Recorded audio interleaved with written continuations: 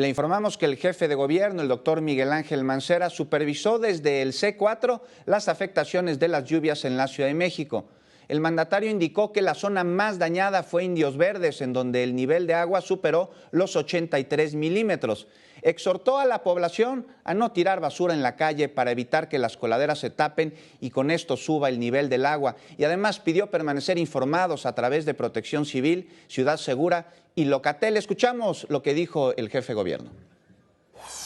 Estamos en comunicación con el Sistema Meteorológico Nacional, porque lo que nos están informando es que esta tormenta tropical o este sistema meteorológico que está afectando no solo a la Ciudad de México, sino a algunas otras entidades, se estará prolongando hasta el sábado. Es decir, todavía podemos esperar mañana lluvias también intensas en la Ciudad de México y parte del sábado hasta empezar a regularizar el domingo.